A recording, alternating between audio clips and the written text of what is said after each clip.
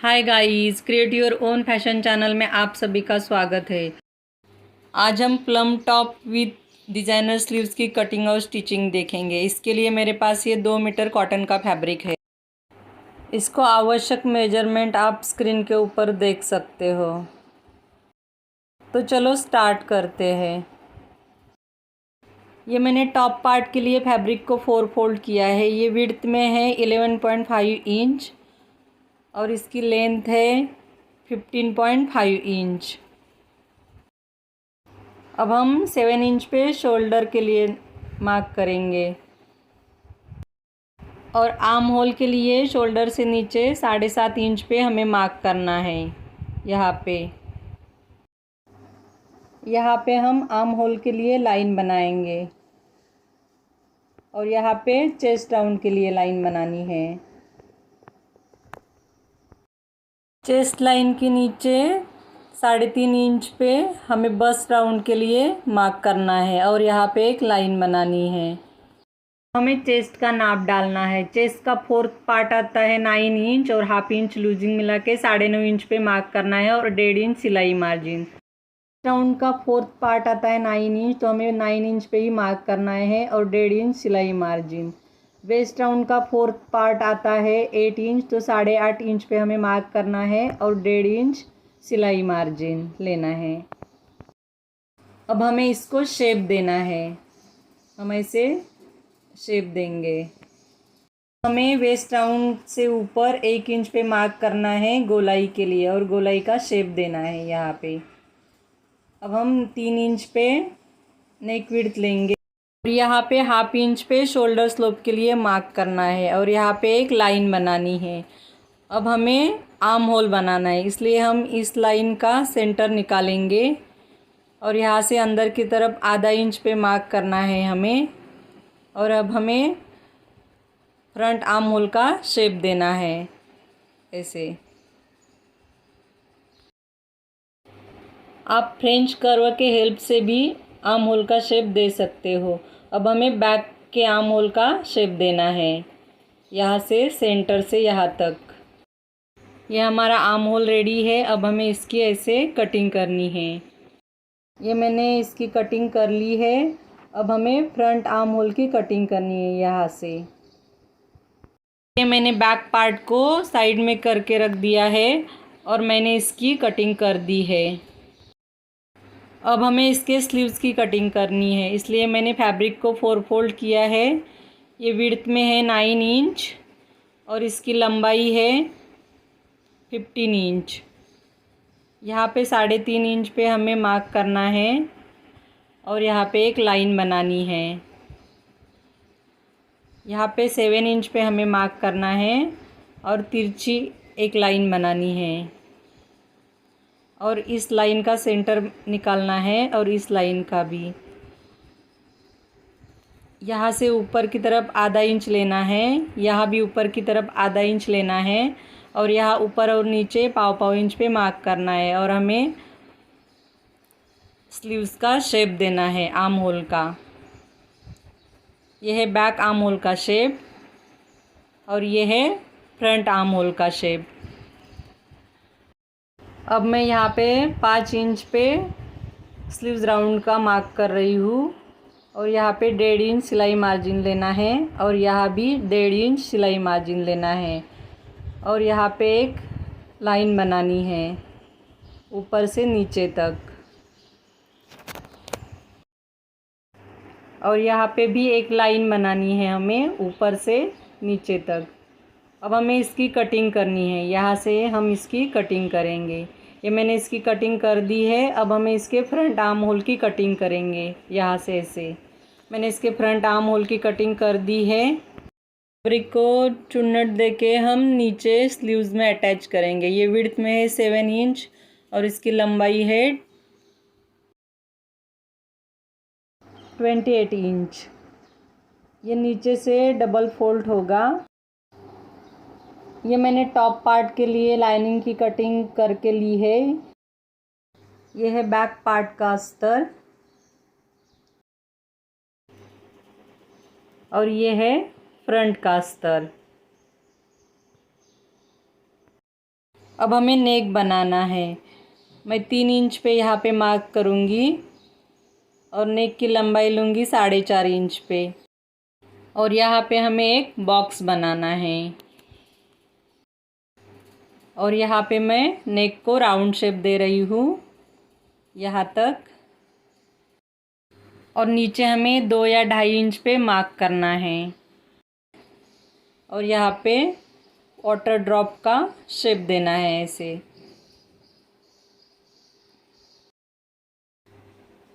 अब हमें इसको ऐसे खोलना है और इसको ऐसे उल्टा फिर से फोल्ड करना है और हाथ से टैप करना है तो नेक इस साइड भी बनेगा। अब हमें नेक को यहाँ से ड्रॉ करना है फिर से।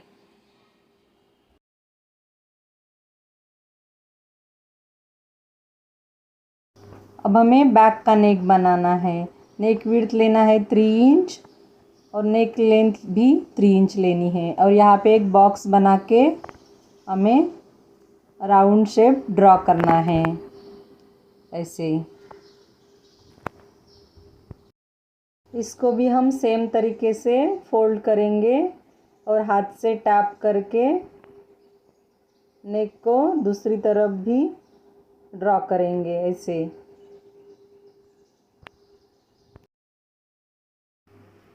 अब हम बैक का मेन फैब्रिक ऐसे सीधा रखेंगे, उसके ऊपर अस्तर को ऐसे रखना है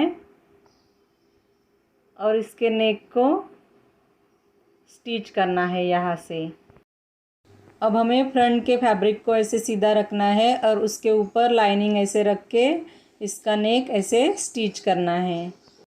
वाटर ड्रॉप के शेप को थोड़ा आधा इंच बढ़ा दिया है, ब्रॉड किया है। ये हम डोरी लेंगे और यहाँ पे रखना है हमें ये डोरी को और दूसरी वाली यहाँ पे रखना है और उसके ऊपर लाइनिंग को एडजस्ट करके रखना है ऐसे और इसके नेक को हमें स्टिच करना है। यहाँ पे मैं पिन अप कर रही हूँ ताकि हमारी डोरी हिले ना।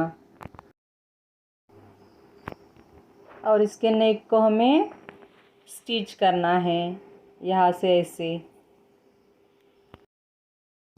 यहाँ पे मैंने नेक को स्टिच करके ले लिया है। अब हम इसकी कटिंग करेंगे यहाँ से ऐसे। ये मैंने इसकी कटिंग कर दी है। अब हम यहाँ पे छोटे छोटे नॉच देके इसको पलटेंगे नेक को।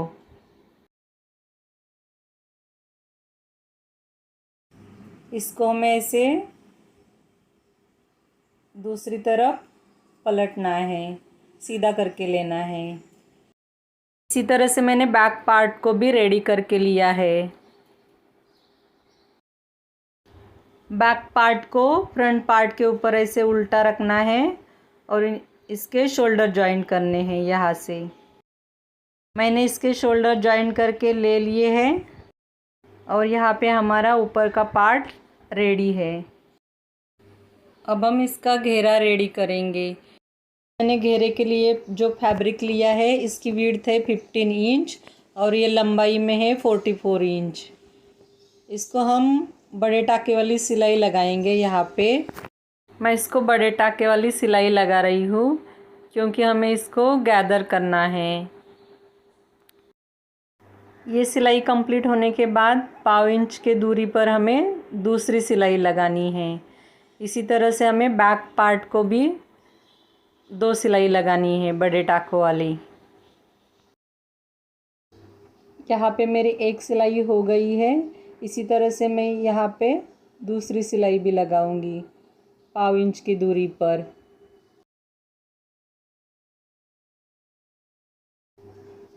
यहाँ पे मेरी दूसरी वाली सिलाई भी हो गई है। यहाँ पे हमें दोनों धागों को ऐसे पकड़ना है और ऐसे खींचते जाना है तो चुन्नट अपने आप बनती जाएगी। हमें इसको ऐसे पूरा खींचना है और ऐसे चुन्नट डालना है। हम इसको वेस्ट राउंड जितना है उतना करेंगे विड्थ में। इसको ऐसे धीरे धीरे खींचना है। इसी तरह से हमें बैक के पार्ट को भी रेडी करना है। यहाँ मैंने घेरे को चुन्नट डाल के रेडी किया है। इसी तरह से हमें बैक का पार्ट भी रेडी करना है। अब हमें टॉप पार्ट के ऊपर चुन्नट वाला पार्ट ऐसे रखना है। इसको वेस्ट के हिसाब से विड्थ में करना है। अगर ज़्यादा है तो थोड़ा कम करके फिर हमें इसको यहाँ से स्टिच करना है। यहाँ मैं घेरे को टॉप पार्ट में अटैच कर रही हूँ।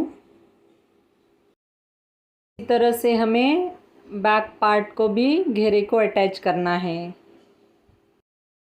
यहाँ पे मैंने घेरे को टॉप पार्ट में अटैच कर दिया है। घेरा अटैच करने के बाद हमारी कुर्ती ऐसी दिखती है उल्टी साइड से। जिस तरह से हमने घेरे का पार्ट रेडी करा उसी तरह से हमें स्लीव्स के लिए भी करना है। इसमें भी हमें गैदर डालने हैं ऐसे, और इसको भी ऐसे खींचकर तैयार करना है। हमें इसको स्लीव्स के ऊपर ऐसे उल्टा रख के स्टिच करना है। इसी तरह से मैंने दोनों स्लीव्स रेडी करके लिए हैं। अब हमें स्लीव्स अटैच करने हैं। टॉप के ऊपर स्लीव्स को ऐसे उल्टा रख के पूरे गोलाई में इसको स्टिच करते जाना है।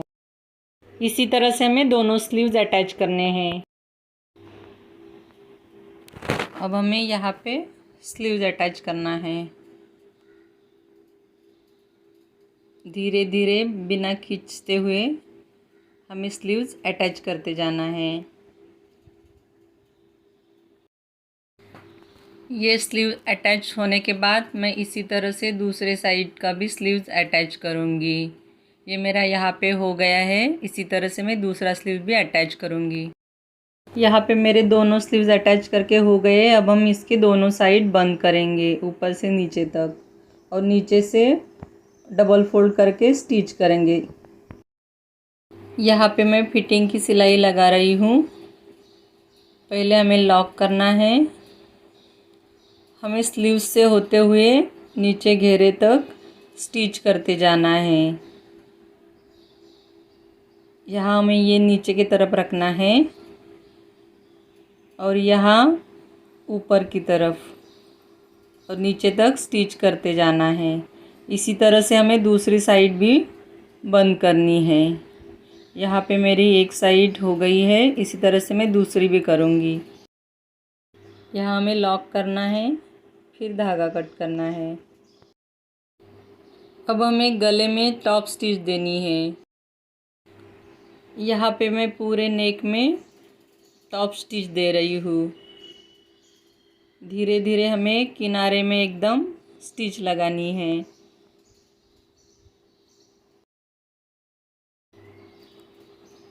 नेक में टॉप स्टिच देने के बाद मैं नीचे से घेरा फोल्ड करूँगी। नेक में टॉप स्टिच देने के बाद और नीचे से घेरा फोल्ड करने के बाद ये हमारा प्लम टॉप पूरा हो जाएगा। हमें फ्रंट नेक और बैक नेक दोनों नेक के ऊपर टॉप स्टिच देनी है।